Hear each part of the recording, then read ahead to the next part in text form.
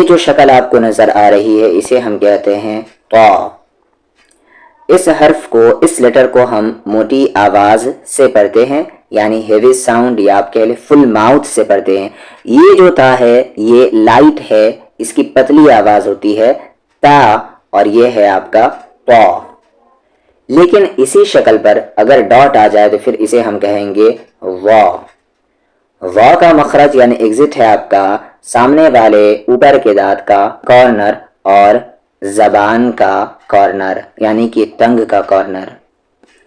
الف با تا ثا جیم ہا خا دال ذال را زا سین شین صاد ضاد طا طا طا طا طا زا زا دال شین ذال ثا سین را حا ضاد.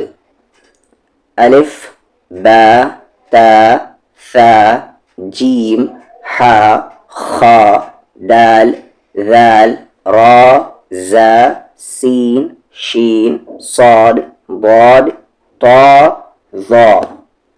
یاد رکھیں گے کہ ثا ذال اور ظا ان تینوں کا مخرج ایگزٹ ایک ہی ہے، لیکن ثا اور ذال لائٹ لیٹر ہے، اس کی پتلی آواز ہوتی ہے، لیکن یہ ظا ہیوی لیٹر ہے اور اس کی موٹی آواز ہوتی ہے.